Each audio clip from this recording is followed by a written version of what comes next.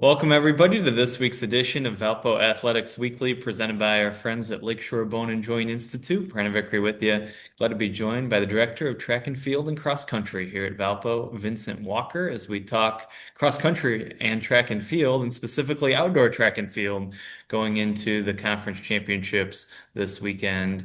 And Vinny, I want to get your thoughts on kind of your different event groups as you go into the conference championships, and maybe let's start with the throws group. What stood out to you about that group on both the men's and women's side? And what are some thoughts going into outdoor conference this weekend? Yeah, with the throws group, I think we can't overlook Amelia Tandy, right? She has had just an unbelievable season. Coming off of kind of a crazy year with some injuries, last year and going into this year, having to really take the time to build into things kind of slowly, get used to being back. I'm getting used to some of those technical skills and things again, and she has just like burned the barn down this year. I mean, I don't think we've been to a meet where she hasn't PR'd in at least two out of the three of her events. She's coming off of a great last meet at Wisconsin. She had three big PRs and kind of cracked into our all-time list. And then, going into this next training block has kind of fine-tuned and adjusted things. So she's certainly someone to watch out for this weekend. I think she's kind of a dark horse in the running in some of her events and will be really fun to see. Then when it comes to the men's side, men's disc has been a huge jump up this year. Will Rinker started picking up a lot of steam at the last, outdoor season last year and has kind of, continued to roll that momentum. Reed has had an awesome year as well in his events and the hammer and disc and has set a lot of PRs. So I think that group is really like catching their steam and figuring out, what they need to do to kind of adjust going into the big dance here. But I'm excited to see that group as they continue to roll. The group is one that's had certainly some success under your leadership over the last couple of years. What can you tell us about this year's distance group? Yeah, this has really been a fun group, especially on the women's side. I think we've taken a lot of really big jumps that we traditionally kind of struggled with. This year, having a strong women's 5K group has been really fun to see, and just watching that group kind of interact and push each other in practice. And they have some really big goals going in this conference championship, and it'll be fun to see how that plays out. I think the first big one to talk about is Kensington Black. Kenzie, kind of came to me in the middle of the season and was like, "Hey, what do you think about doing steeplechase?" And it's like, "Oh, we kind of thought that was going to be the move when we recruited her, but then she started really excelling in some of the distance, like the longer distance stuff, and had a great indoor 5K, and she's kind of interested in maybe moving up to the 10K. And as a distance coach, when you have someone chomping at the bit to go run, 6 miles on the track, you don't push away from that, but she had some great turnover and could handle, the distance stuff really well. So thought, hey, why don't we give this steepling thing a try and see, if you can hurdle the barriers. And I mean, she opened up lights out and, put herself kind of in that top eight in the conference in her very first time running it. So we were like, all right, there might be something here. So now it's time to fine tune. And we've made a lot of adjustments now and worked kind of a little bit more on that technical hurdling. And, I think she'll be someone who is going to surprise a lot of people come this weekend. I think her PR right now is nowhere near where she really is from a fitness standpoint. Then Shantae Dixon, came in and joined us halfway at the semester, and I think had a little bit slower of a start into the indoor season. She was, adjusting a lot to our training and kind of adjusting to some of the mileage and additional cross training we had her on. But she's really started to find her own, and these last couple of workouts that we've done, I think have built some confidence and showed her that she's a little bit stronger than she thinks she is, especially some of the times and paces she's hit. So, I mean, those two are going to be a dynamic duo to really watch for. Stay on the track and let's talk sprints and hurdles. What can you tell us about that group? Yeah, from the sprints group, I think there's no way we can avoid talking about Juliana. I mean, that kid has had just an incredible year. She came out of the gate swinging in the indoor season and has never looked back, right? She's someone who we think is kind of in a similar boat to what I mentioned Kenzie about her fitness hasn't necessarily like translated onto the track. I think we've had some great, times and things like that from Juliana.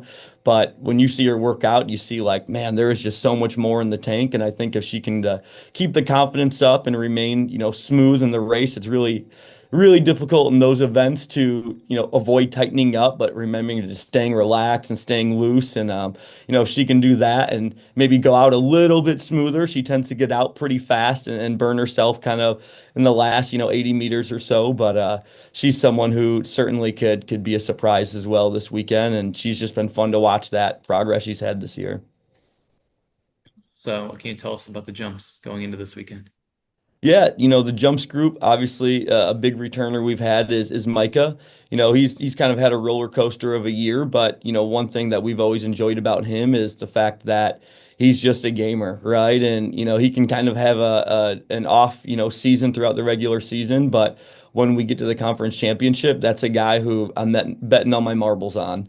He's been there, he's been on the podium, he's respected by his competitors, and they know he's someone to not write off. So he'll be kind of fun to see what he can kind of put out on the runway. And certainly he doesn't get a chance to high jump a lot, but I think trying to get him in all three events this weekend and see if we can put some points on the board for all three is going to be a big goal. So.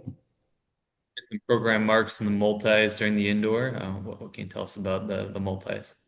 Yeah, it's been really fun to watch that group, especially like a guy like AJ, who it seems like every time he steps onto the track, he's another one that just kind of rises to the occasion, and the growth he's had this year has been incredible. And I think a big part of that is just his attitude. Like he loves to compete, he loves to push himself to the limit, and when he's standing on the line or going down the runway or standing in the ring, like you can just tell he flips this switch and his face kind of changes, his demeanor's a little bit different, and he wants to be good so bad. And the thing we love about that is coaches is like, we can't like you can't coach drive into someone, right? You can't make them want it. And he's an athlete that certainly just wants to be really good and will do anything he can to go above and beyond. And certainly I can't give Coach Overbo enough credit. I mean, he's really got his groups rolling and especially in the multi. So that's really fun to see there. And then Katie, every time she's, entered a multi. I mean, she's come away with breaking her own school record. I think she's broken it like three times now. So, and it's not like she's just nickel and diming by beating it by a couple points. She's been beating her records by a couple hundred points, which means she's really, really excelling in a lot of those individual events there. And certainly, I think with another year of development, like you're going to see even more jumps. She's just been incredible this last year. Finally, just looking ahead overall as a team to this weekend, what's the preparation been like, and what's the vibe like overall around the group going into the conference championships? Yeah, I think there's a lot of excitement going in the championships. We spend our whole year, thinking about this meet. That group, especially the track group, starts training in the fall, and it's kind of tough for them because they don't have those milestones like the distance group does, having cross country races, right? So they kind of start to foam at the mouth anytime we get to championship season. And really, the attitude this week has really just been trying to stay relaxed and have a little bit of fun. It's not often that we get to be wrapped up with classes and not have to worry about, that affecting practice times or, having a big projects or someone might have been up late at night. Like we're getting lots of recovery, we're having lots of good team time and I think that keeps the excitement up. We've learned to not take it, like too serious. I think if we spend all week just sitting there, like trying to be hyper fixated on the meet, by the time we get there, we're already burnt out. So I think the group has just been really excited, and we're excited to be there. There he is, the director of track and field and cross country at Valpo, Vincent Walker. Once again, the conference outdoor championships in track and field coming up this weekend. Be a stream on ESPN Plus, live results link available. You can check it all out on valpoathletics.com. We'll talk to you again next time on Valpo Athletics Weekly, presented by Lakeshore Bone and Joint Institute.